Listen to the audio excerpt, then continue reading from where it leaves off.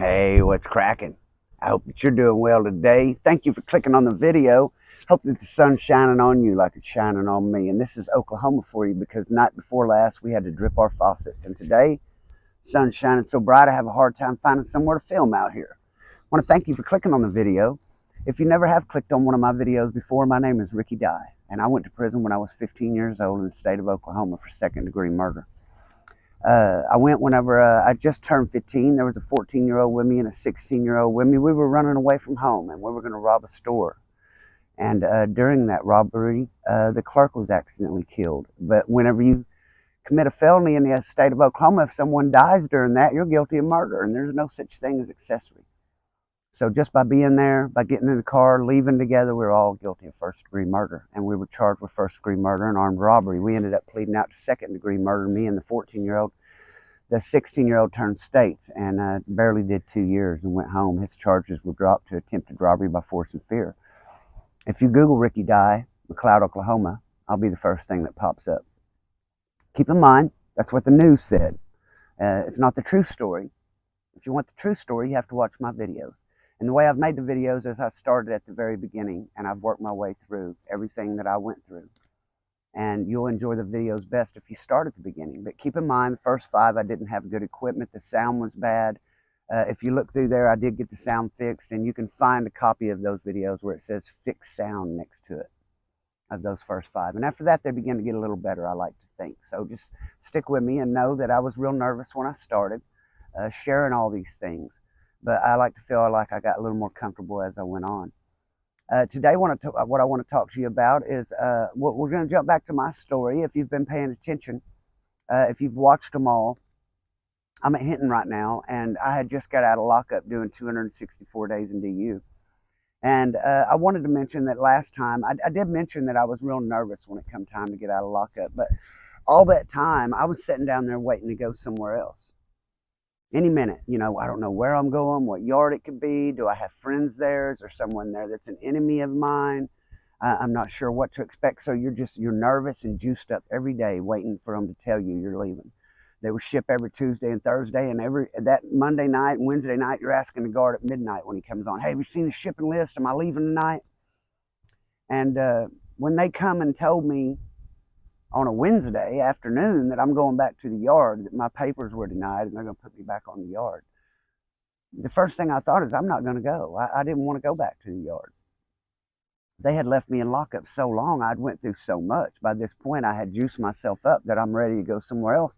Didn't want to go back on that yard. I was afraid they would do the same thing to me again. They already told me they weren't going to let me visit my mom. They're going to keep me on level 1 for any write-up they could get me for. And this was 264. That's a lot of time in DU, man, to start all over. But I didn't want to say I wasn't going back to the yard. I couldn't do that because it would make it seem like I was scared to go out there and I was catching out from someone on the yard that I was afraid to run back into. So I had to go back. And it was nerve-wracking, like it was the first time I'd stepped foot on the yard because I had spent so much time alone. I felt nervous being around anybody for a while.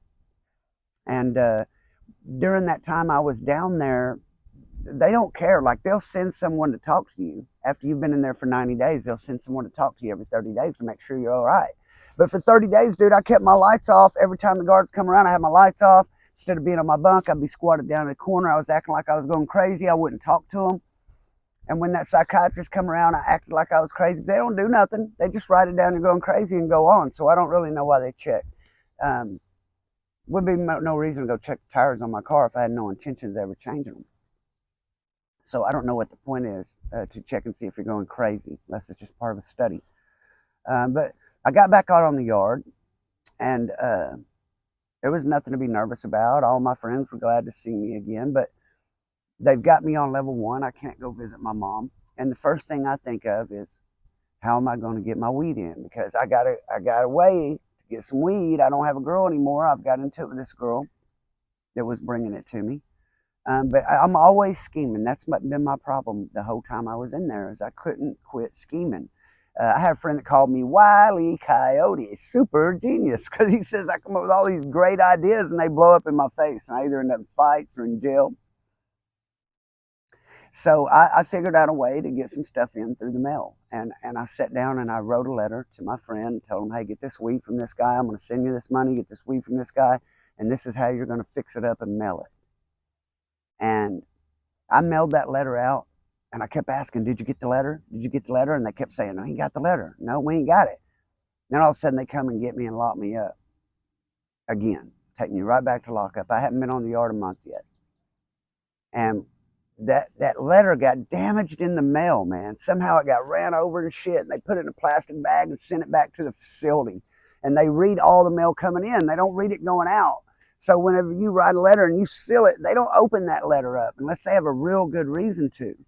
So the letter went out, it got by them, but then it got damaged in the mail and sent back. So when they read it coming back in, that's it, they locked me straight up. So now they got a good excuse to ship me. So and the ship did go through that time. And so the next videos, I'll be starting at the next prison I was at.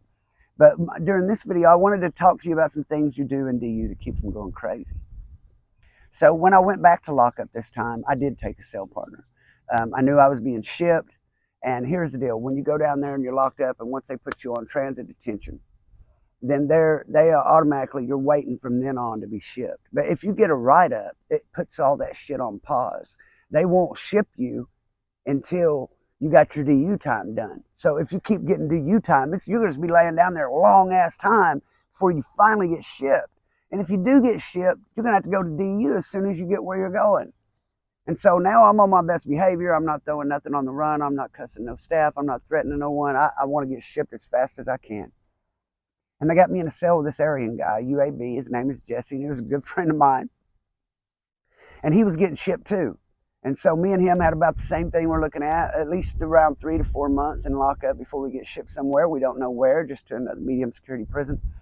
And Jesse worked out all the time, and he was kind of yoked up and had a good build. And I always been real athletic, man, but I had been doing all these drugs, and I was out of shape, terrible, man. And but to relieve boredom, one thing we did was what we started with is we drew a big board, like a dartboard, on the back wall of our cell. And then you got to be careful doing this though, because you get one roll of toilet paper a piece for a week. So you got to be careful using your toilet paper. But we would take 1 or 2 squares of toilet paper and wet them, and then stand at the other side of the cell and throw them at that board like it was a dart. Throw them at the wall like they're a dartboard. And we numbered them, how much each was worth, you know. And then the loser has to do 25 push-ups, whoever scores the least points. And we might decide you get 3 throws apiece, or maybe you get 5 throws apiece. That was one thing.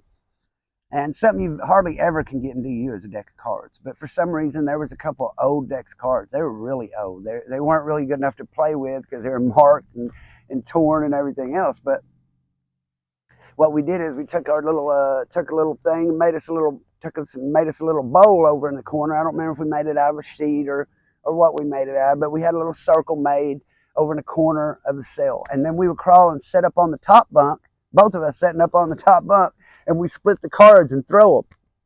Try to get them to land in that circle, and then whoever has the least has to do push-ups. And so the first few days of doing push-ups, I was out of shape, man. That dude had me so sore, I could not hardly stand it. But I'm going to tell you, after 3 or 4 months in there doing push-ups with that dude, I came out of DU better shape than I was when I went in there. So that's one thing we do. Another thing we do, we play Battleship, man. Make us a little Battleship board on paper and pencil. One lays on top bunk, one lays on bottom where you can't see, and you play Battleship. One time I was so bored, I had my mom make me when she write me a letter, make me a copy of a Yahtzee sheet. But she has to draw it. If she sends the Yahtzee sheet in there, they will not let me have it. But if she draws it with a pencil herself, they'll let me have it. So she made me a Yahtzee scorecard. And what we do is we take toilet paper and you fold it up in little squares and wet it. And you mold it until it's a square like a dice. And then you set it up and let it get dry for a day or 2. And once it gets dry, you make your dots on it. Then you have dice that you've made out of toilet paper. And we play a game called Farkle, where you get 6 dice apiece and you roll it, similar to Yahtzees. And one time I had to write down and let me have all the properties. Write down the properties in Monopoly, how much each were worth, how much the rents cost, how much the houses cost. And we made us a Monopoly board. And you talk about bored. Me and my wife have had a Monopoly board for years now. And we haven't even played it. She won't even play it with me. So imagine that you're so bored that not only do you play Monopoly, but that you make your board. with paper and toilet paper for dice so that you can play. Sat there and made all the money in pieces of paper. So things that you do in there to keep you from going crazy. And anyone who's ever been in jail, in prison, or in county jail or anything, you know what a Cadillac is. So your way of getting things from cell to cell, you're locked down in your cell all the time and lock up. And there's about a 1/4 inch gap underneath the door. It's very small, 1/4 to 1/8 inch. But usually an ink pen will fit right perfect under it. So you can slide that ink pen under there. Now the best thing that you could use is dental floss. Tie you a bunch of dental floss to it, and you shoot that ink pen out there, and you have someone else shoot theirs out there, and you tangle them up. And now you've got a string you can pull back and forth from cell to cell. And people come up with all kinds of little ingenious ways to make Cadillacs. You got to decide what you want for your car. And usually I use an ink pen, but you can get a good heavy paper clip. Sometimes people make them little footballs like you used to play in school that you thump. Make those real good and flat and hook a string to that and thump it out there. And that's the way you get things back and forth from cell to cell. If you're in a single cell, I've played chess with the guy next door. You sit down and you make your board, you draw your board on a piece of paper, then you draw your pieces on pieces of paper, and you set them up and you number every square. Both of you start in the bottom left-hand corner and go left to right. 1, 2, 3, 4, 5, 6, 7, 8, 9, 10, 11, 12, 13, 14, 15, 16, until every number is, all 64 squares are numbered.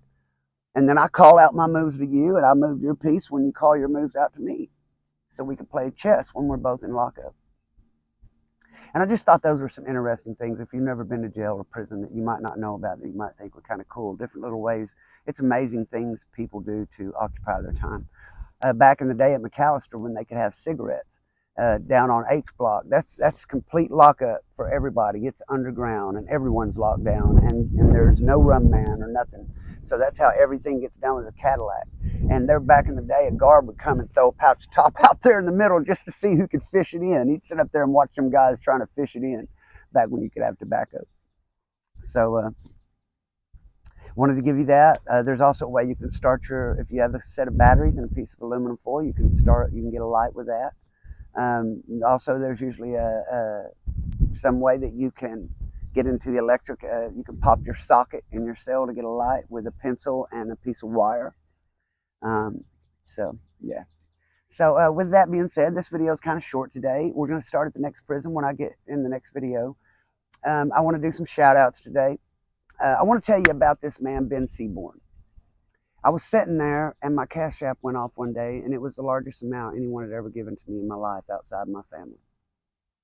And I was texting the man on Messenger telling him how much I appreciated it. And while I was telling him how much I appreciate it, he said, I watched one of your old videos and I wanted to help you get your shirt started. And so he sent me that much money again while I was thanking him for the first time. A very large amount of money, because he said he wanted to start the shirts. Now, during my surgery over the last couple of weeks, while I've been trying to recover, I had someone offer to help me in Tulsa, which I am going to go through you, brother, because I respect that he's an ex-prisoner trying to do something. We're going to definitely work something out. But Ben come to me and said, I have people who make my shirts for my company and my hats and stuff, and I'm going to buy your first ones for free. And he's already paid for them. The lady just has a bunch to do, and she said she was going to get me in this week, and I'll have all my shirts. First 24. He took care of them for me. God bless you, brother. Thank you for everything you've done to me, for me. And the reason I tell you about Ben is because Ben is the one who owns Mid-America Construction. I see people getting burnt all the time, hiring people to do work that doesn't get done. So if you need construction work done of any kind anywhere in the United States, if you contact Mid-America Construction, Ben Seaborn is the one that owns that. The man who just helped me for no reason, who has done all this for me, that's who's going to be giving you your estimate, doing your job, and giving you fair work for the money that you pay. So if you don't want to get ripped off and you want a good job and you need some construction work done, get in touch with Ben Seaborn at Mid-America Construction. This afternoon, I'm really looking forward to this afternoon. I've told you guys about Brandon Bonds. He done some fan art for me. Watch a channel. Said I inspired him to make a channel, and he's got a video up, and he's making a video now today. If you haven't checked out Brandon Bonds, please do that. The link is in the description to check out his channel. He's a veteran. He did 8 years in Afghanistan, the longest war America's ever been in. Got bombed his first day there, and he's going to tell you a story about it. My post-traumatic stress disorder is from a terrible mistake. Brandon's is from a sacrifice for all of us. So I feel that he deserves support much more than I do. So please go over and give the man a subscribe, give him a view, check him out, drop a comment on him, let him know that you like it and you support him. Really appreciate that. And I have a lot of other shout outs, but I'm sitting out here in the sun. I can't see very good and I can't remember it all. So I don't edit my videos. I just sit here and make them. So I like for them to be intimate, just like me talking to one of my family or one of my friends, because that's what you are. You're my family and my friends. And I thank you for all your support and everything you've done for me. Just shout out to the riders and dyers, the riders who ride till the wheels fall off, the dyers keep riding even when they do. Love you guys the most. Thank you always. And I'll be back. I try to make a video every 3 days. If I'm missing for an extra day or two, you know I'm just having a tough time. This video was supposed to be up 2 days ago. I went shopping in Walmart, popped some stitches, and the last 2 days weren't that fun. So I'll be back with you as soon as I can. If you haven't subscribed yet, hit that subscribe button. Thank you all for everything. Peace out.